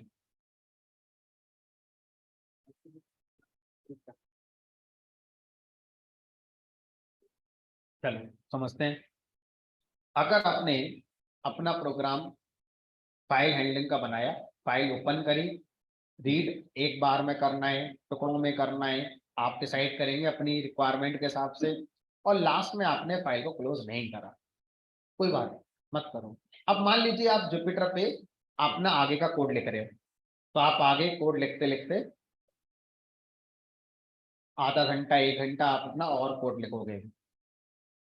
इस समय आधा घंटा मान लो आप और कोड लिखते हैं जुपिटर पे, वो फाइल अभी ओपन है प्रोग्राम में, क्लोज नहीं हुई है, ठीक है। और अगर कोई इंसान मैन्युअली उस फाइल पे जाए, राइट क्लिक करके इसका नाम बदल कर आने की कोशिश करे, ये कोशिश फेल हो जानी चाहिए, क्योंकि अगर इसका नाम बदल गया तो उधर फाइल कहाँ ओपन है हमारी, प्रोग्राम में। किस नाम से ओपन है, पुराने वाले नाम से, नाम कैसे बदल जाएगा इसका, वरना वो प्रोग्राम फेल नहीं हो जाएगा हमारा। तो वो प्रोग्राम चल रहा है, ये वाला ऑपरेशन फेल हो जाएगा कि आप इसका नाम बदल नहीं सकते, बदलोगे तो एरर आ जाएगी, action can not be completed because file is open in Python, close the file and try again. अब सोचो, अगर मैं इस कंप्यूटर पे एक जावा का प्रोग्राम, सी का प्रोग्राम भी लिखना चाहूं, जो इस फाइल को एडिट करना चाहता हो, कर ही नहीं पाएगा, उनके प्रोग्राम्स में एरर आ जाएगी। क्यों? ऑलरेडी ये फाइल एक जगह यूज हो रही, पहले वहां से तो फ्री हो, क्योंकि ये फाइल सिर्फ पाइथन के लिए नहीं, ये तो कंप्यूटर की फाइल है, ऐसा कोई भी यूज कर सकता है। तो यूज कैसे करना है, एक एक करके, एक आएगा यूज करेगा छोड़ दो, अगला आए यूज करे छोड़ दो। अगर लिखने बाद सेव करोगे ना, तभी तो चेंज आएगा फाइल में, वो सेव ही नहीं करने देगा, ये कहेगा अगेन, ये एरर आएगी, action can not be completed because file is open. तो आप एज ए पाइथन प्रोग्रामर पहले डिसाइड करो कि भाई आपने इस जगह पर फाइल को ओपन करा, पढ़ा, आप आगे प्रोग्राम लिखो, मना नहीं है, क्या आगे के प्रोग्राम में इस ओपन हुई फाइल का यूज करेंगे आप? अगर करेंगे तो क्लोज नहीं करो, क्योंकि फिर आगे आपको यूज करनी है। मान लो आप आधा घंटे बाद आपको याद आया, चलो फाइल पे कुछ पढ़ लेते हैं, या सी लगाकर आगे पीछे चलते हैं यहाँ पर, लेकिन आप श्योर है कि नहीं मुझे आगे के प्रोग्राम अब जरूरत ही नहीं, बस खत्म, आगे का कोड किसी और पर्पस के लिए है, तो इतनी देर तक फाइल आप ओपन क्यों करके बैठे? क्योंकि बाय डिफॉल्ट जब जुपिटर क्लोज होगा, जुपिटर आप क्लोज करेंगे, तब फाइल क्लोज होगी। तो जब तक का इंतजार क्यों करवा रहे हो? बाकी और लोग बैठे हैं फाइल के इंतजार में, बैठे रहेंगे, तो गलत अप्रोच है आपकी। इसलिए आपको क्या करना चाहिए, जैसे ही आपका काम पूरा हो जाए फाइल को क्लोज कर देना चाहिए, सो डैट आपकी वजह से किसी दूसरे का नुकसान ना हो। क्यों? आप भी तो कोई दूसरे हो सकते हैं कभी, मान लो कोई पकड़ के बैठा हुआ और आपको इंतजार था अपने पाइथन प्रोग्राम फाइल ओपन होने का, वो क्लोज ही नहीं कर रहा है, तो आपकी इस लाइन पर एरर आती रहेगी। क्यों? क्योंकि किसी और प्रोग्राम फाइल ओपन है, वो क्लोज ही नहीं करी उसने। हमेशा फाइल को ओपन करके काम पूरा हो जाए, क्लोज कर देना चाहिए। हमें इस बात का इंतजार नहीं करना चाहिए कि हमारा जुपिटर क्लोज होगा तब फाइल क्लोज होगी, अदरवाइज पाइथन का प्रोग्राम टर्मिनेट होने पर तो फाइल क्लोज हो ही जाती है अपने आप। लेकिन प्रॉब्लम है कि अगर फाइल पाइथन का प्रोग्राम अभी और लंबा चलेगा, आधा घंटा 1 घंटा 2 घंटा, तब तक वो फाइल क्लोज होगी नहीं जरा, वो पॉइंट हमें डिस्कस करना होता है ना, तो उसके लिए हमें क्लोज करना है। अब मान लीजिए सब कुछ ठीक है, इस पॉइंट पर बताइए आप क्या अपनी ओपिनियन रखते हैं। मैंने फाइल को रीड कर दिया, तो इस वाले सिंटैक्स में फाइल ओपन होते ही इस सिंटैक्स के साथ सारे करेक्टर हमारे एक टेक्स्ट में रखकर, स्ट्रिंग में रखकर दे दी जाएंगे, तो टेक्स्ट में स्ट्रिंग है। अब ये बताओ, इसकी वजह से हमारा फाइल का कर्सर किस करेक्टर पे आ गया होगा? लास्ट करेक्टर पे आ गया होगा एकदम, ठीक है। अब फिर से मैंने फाइल डॉट रीड कर दिया, अब बताओ इस बार रीड कौन से करेक्टर पड़ेगा, क्योंकि इस समय फाइल का कर्सर कहां पर आ चुका है, लास्ट करेक्टर पे आ चुका है, उसके आगे तो कोई करेक्टर है ही नहीं। तो इस बार ये एम्प्टी स्ट्रिंग बनकर आएगा। तो रीड हमें एम्प्टी स्ट्रिंग वापस करता है, कब? जब कर्सर के आगे कोई करेक्टर ना हो, ठीक है। इसका मतलब क्या हुआ, अगर ये फाइल एम्प्टी होती और मैं इनिशियली रीड लगाता तो एरर नहीं आती, एम्प्टी स्ट्रिंग मुझे यहाँ पर मिल जाती। ये उस क्वेश्चन का आंसर भी है, अगर आप थोड़ा सोच पाए तो, कि क्यों फाइल ओपन होते ही cursor just before first character होता है, क्यों ना पहले करेक्टर पे ही। गारंटी है कि आपकी फाइल में करेक्टर हो गई होगा पहला, गारंटी लोगे कि फाइल जो ओपन हो रही है उसमें एक करेक्टर हो गई होगा, हो सकता है वो भी ना हो, एम्प्टी फाइल हो, तो कहाँ लाएंगे कर्सर फिर। तो कर्सर को जरूर क्रिएट करना था, इसलिए उन्होंने क्या कॉन्सेप्ट रखा, जस्ट बिफोर फर्स्ट करेक्टर। अगर एम्प्टी फाइल भी होगी तब भी कर्सर बन जाएगा इंटरनली फाइल। ठीक है, चलो अब रन कराते हैं। एम्प्टी स्ट्रिंग आ गई, दोबारा में कुछ नहीं आएगा। हम चाहते हैं कि सर दोबारा में हमारा डेटा आना चाहिए। अब बताओ इसमें आप क्या चेंज कराना प्रेफर करेंगे कि दोबारा में डेटा मिल जाए। पहली बार रीड करा, पहले कर्सर आ गया लास्ट में, अब मैं फिर से पूरी फाइल रीड करना चाहता हूँ, फिर से पूरी फाइल रीड करना चाहता हूँ, तो यहाँ पर कुछ क्या लिखें ऐसा जिससे कि हम आगे जाकर पूरी फाइल फिर से पढ़ पाए। फाइल डॉट सी, फाइल का जो कर्सर है उसको घुमा दो, कहाँ ले जाएं इसको, जीरो पे ले जाओ, फिर आगे just before first character zero पर आ गया, मतलब बिगिनिंग ऑफ फाइल आ गया। तो अब जब रीड करेंगे तो फर्स्ट करेक्टर से फिर से पढ़ना शुरू कर देंगे। तो इस तरह से अगर किसी फाइल को आप कई बार पढ़ना चाहते हैं तो आपको अपने ब्रेन में कर्सर वाली बात रखनी है। कर्सर कहाँ पर है इंटरनली, उसके आगे से करेक्टर पढ़े जाते हैं, एक ही करेक्टर को बार बार पढ़ना है, पढ़ने के बाद कर्सर को वापस से वहां ले आओ पहले जहाँ।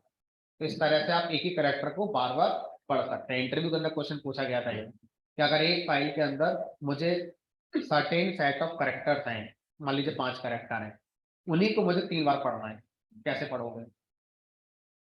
तो जब तक आपको नहीं पता सीख होता है तब तक आप इसका आंसर दे ही नहीं सकते, क्योंकि जैसे ही आपने पहली बार पढ़ा, अब कर्सर आपका लास्ट करेक्टर 5 वाला जो था वहां आ गया होगा, अगली बार जब 5 पढ़ोगे तो कोई अगले 5 आएंगे, सेम में नहीं आएंगे। ठीक है, अब इन्होंने एक क्वेश्चन पूछा कि हम ये पता कर सकते हैं फाइल में कितने करेक्टर्स हैं। तो अब जरूरत शायद है भी नहीं, क्योंकि जब हम रीड में कुछ नहीं लिखेंगे तो ऑटोमेटिकली वो सारे करेक्टर रीड करेगा। फिर भी अगर मैं आपसे कहूं कि हाँ एक तरीका तो है, फाइल से सारे करेक्टर अगर आप काउंट करना चाहते हो तो कैसे कर सकते हो। देखो,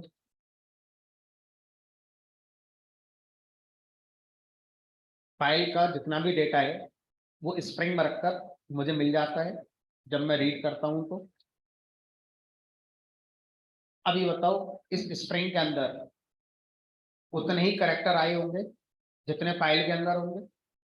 अगर मैं इसका टाइप पता करूं जिसमें मैंने फाइल के सारे डेटा को स्टोर किया है, टाइप ऑफ टेक्स्ट, तो ये हमारा क्या आएगा, स्ट्रिंग। तो यानी कि जो ये वेरिएबल है जिसमें फाइल के सारे करेक्टर जब हम रीड करते हैं और स्टोर हो जाते हैं तो वो स्ट्रिंग टाइप का वेरिएबल होता है। अब इसका नाम आप आई रखो, जे रखो, डेटा रखो, जो चाहे वो रखो। अब ये बताओ अगर आपसे मैं ये कहूँ किसी स्ट्रिंग में कितने करेक्टर आए हैं तो ये कैसे काउंट कर सकते हो। लाइन लगा सकते हो, लाइन ऑफ दिस। अब देखो कितने आए, 97। इसका मतलब इस फाइल में जितने करेक्टर थे, इस कोड के अकॉर्डिंग इस फाइल में जितने करेक्टर थे वो सब यहाँ पर एज ए स्ट्रिंग आ गए होंगे। अब अगर मैं उसकी लेंथ निकाल लूं तो मुझे इस क्वेश्चन का आंसर मिल जाएगा कि फाइल में कितने करेक्टर थे, 97 करेक्टर रहे होंगे। ठीक है, चलो अब मैं एक स्टेटमेंट बोलूंगा, आपको ये बताना है कि वो ट्रू स्टेटमेंट है या फॉल्स स्टेटमेंट है। जब हम रीड मेथड को बिना किसी आर्गुमेंट के यूज करते हैं तो ये फाइल के सारे करेक्टर को रीड कर लेता है। सीक मेथड को ही आप कंट्रोल कर सकते हैं, आपको जो भी रीडिंग करनी है, रिवर्स फॉरवर्ड जो भी करनी है आप सीक से करेंगे। ठीक है, तो मेरा क्वेश्चन दोबारा सुनेंगे। अब रीड मेथड बिना आर्गुमेंट के जब यूज किया जाता है तो वो सारे करेक्टर्स फाइल के रीड करता है। ये ट्रू स्टेटमेंट है या फॉल्स स्टेटमेंट है, दोबारा सुनेंगे। रीड मेथड जब बिना आर्गुमेंट के, मतलब मैं यहाँ नहीं बता रहा कितने पढ़ने हैं, जब बिना आर्गुमेंट के यूज किया जाता है तो ये इस फाइल के सारे कैरेक्टर रीड करता है। ये ट्रू स्टेटमेंट है या फॉल्स स्टेटमेंट है? ठीक है, अब मैं इसका आंसर आपको ऐसे देना चाहता हूं। अब अपने आंसर को एक बार रिवाइज करके बताना कि जो आपने कहा था क्या वो अभी भी सही है।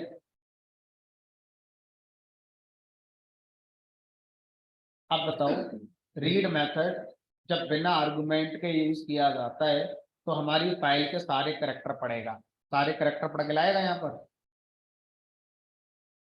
तो आप रीड मेथड के बारे में जब किसी को बताते हैं तो आप ये बात भूल जाते हैं कि रीड कर्सर के नेक्स्ट से पढ़ेगा। तो रीड में जब आप आर्गुमेंट नहीं देते हैं तो it will read all characters not from the beginning of file but from the next character of cursor position. बस इतना जोड़ना था आप। तो आपको क्वेश्चन में यही तो पहचानना था कि क्वेश्चन पूछने वाला ये कह रहा है कि रीड मेथड जब बिना आर्गुमेंट के यूज किया जाएगा तो ये फाइल के सारे कैरेक्टर पढ़ेगा। सारे का मतलब बिगिनिंग से बात हो रही होगी, लेकिन ये तो ट्रू नहीं है। ये तो कर्सर के नेक्स्ट से जितने बच गए हैं वो सारे पढ़ता है। अब कर्सर हमारा अगर ये 0 पर होता तो आपका ये स्टेटमेंट सही हो जाता। क्या पता कर्सर कहाँ पर हो। तो मैं ऐसा थोड़ी कह सकता हूँ कि रीड मेथड से हम पाइथन के प्रोग्राम के सारे कैरेक्टर पढ़ सकते हैं। ठीक, अब सर ये जो फाइल है ये है तो टेक्स्ट फाइल। अब मैं इसको एक ऐसे एक्सटेंशन पे सेव करता हूँ, मान लीजिए इसका नाम कर दिया मैंने MSG डॉट इंडिया। अब आप बोलोगे सर डॉट इंडिया फॉर्मेट कौन सा होता है, हमने तो कोई होता ही नहीं है। लेकिन हम किसी भी टेक्स्ट फाइल के लिए कोई भी एक्सटेंशन देने के लिए फ्री होते हैं, भले ही ये फेमस नहीं है। और हमारा नोटपैड भी इसको नहीं पहचानता है। तो कोई ऐसा एक्सटेंशन जो आप अपनी टेक्स्ट फाइल के लिए देते हैं जिसको नोटपैड नहीं पहचानता है, आप उसे डबल कोट्स में लिखते हैं। अदरवाइज क्या होगा, नोटपैड msg.india फाइल का नाम मान लेगा और अपनी तरफ से .txt एक्सटेंशन लगा देगा। हमने कहा वो नहीं करना है, हमने तो .india को ही एक्सटेंशन कंसीडर करना है। तो अब आपको क्या करना है, डबल कोट्स में फिर आपको इसको लिखना है। ठीक है, लिख दिया। अब हमारे पास टेक्स्ट फाइल है दो हो गई, एक MSG जो .txt एक्सटेंशन की है और दूसरी MSG फाइल जो इंडिया एक्सटेंशन की है। इंडिया वाली एक्सटेंशन की फाइल को ओपन करके मैं इसमें थोड़ा सा चेंज कर देता हूँ। ठीक है, मैं लिख दिया Python as a simple language, funny की जगह मैंने सिंपल लिख दी। ठीक है, अब मैं चाहता हूँ सर उसे पढ़ के दिखाइए। यहाँ पर MSG डॉट इंडिया रीड करेंगे, सारा डेटा आ जाएगा, प्रिंट कर लेंगे, अब फाइल को क्लोज कर देना है। Python is a simple language. तो इस तरह से हम टेक्स्ट फाइल, तो सर एक काम करो, पाइथन फाइल भी तो आपने बनाई है बहुत सारी और करंट डायरेक्टरी में रखी हुई है, देखो ये रखी है 104.py, इसको पढ़ के दिखाना। ये भी तो करेक्टर है सारे, hash F space bracket colon space, ये सब भी तो करेक्टर हमने कहा इसको पढ़ सकते, हमने क्यों नहीं पढ़ सकते। प्रोग्राम में जाओ और यहाँ पर अगर करंट डायरेक्टरी में ही आपकी फाइल रखी है तो सिर्फ नाम ही आपको देने की जरूरत है, पूरा पाथ बताने की जरूरत नहीं। तो सर ऐसे तो .c .java हमने कहा कोई भी फाइल जो एक टेक्स्ट फाइल है उसका एक्सटेंशन .java है .txt है .abcd है, कुछ भी हो सब फर्क नहीं पड़ता। तो आप इस तरह की फाइलों को आसानी से पाइथन के अंदर पढ़कर अपने प्रोग्राम में यूज कर सकते हैं। सर रन टाइम पे भी ले सकते हैं। अब देखो ये कोई नई बात अब नहीं रही। अब आप कह रहे हो कि सर मुझे ना फाइल का नाम ही नहीं पता जो मैं पढ़ना चाहता हूँ, वो तो मैं यूजर से इनपुट कराऊंगा। तो यूजर से इनपुट करा लो ना फाइल का नाम। तो यहाँ पर इनपुट फंक्शन लगा लो और यहाँ लिख दो एंटर फाइल। अब जो भी फाइल आई आप उसे एक वेरिएबल में स्टोर कर लो, मान लीजिए ऐप, और यहाँ पास कर दो। अब आप यूजर से कहो यूजर फाइल एंटर करो, यूजर ने कहा p150.py, ये आ गई आपकी इस फाइल में लिखा हुआ है। यूजर ने कहा भाई नहीं, p111.py फाइल पढ़ो, ये आ गई। हमने कहा सर वो पढ़ के दिखाओ जी वाली, तो पूरा पाथ लिखना पड़ेगा ऐसे करके, msg. तो आपका प्रोग्राम करंट वर्किंग डायरेक्टरी की फाइल है तो सिर्फ नाम आपको देना है, किसी और लोकेशन पर तो पूरा पाथ आपको ऐसे करके एंटर करना पड़ेगा। यूजर फ्रेंडली नहीं है, यूजर ऐसे टाइप नहीं कर पाता कॉलन स्लैश, तो हम बढ़िया सा ब्राउज बटन बनाकर देंगे जिसपे क्लिक करने से यूजर का फाइल डायलॉग ओपन हो जाएगा, फिर वहां से सेलेक्ट कर लेगा वो। तो आगे जाकर जब यूजर इंटरफेस करना सीखेंगे ग्राफिकल मैनर में, तो ये और आसान हो जाएगा हमारे लिए। अभी टाइप ही करा लेते हैं यूजर से। चलो तो इस तरह से फाइल को ओपन करना, फाइल को रीड करना, क्लोज करना, कैसे हम रीड कर सकते हैं ये हमारे लिए आ गया। अब सर इसके और बहुत सारे फ्लेवर हैं, है ना, तो कल डिस्कस करेंगे फाइल रीड करने के फर्दर जो फ्लेवर। चलिए आज इतना ही।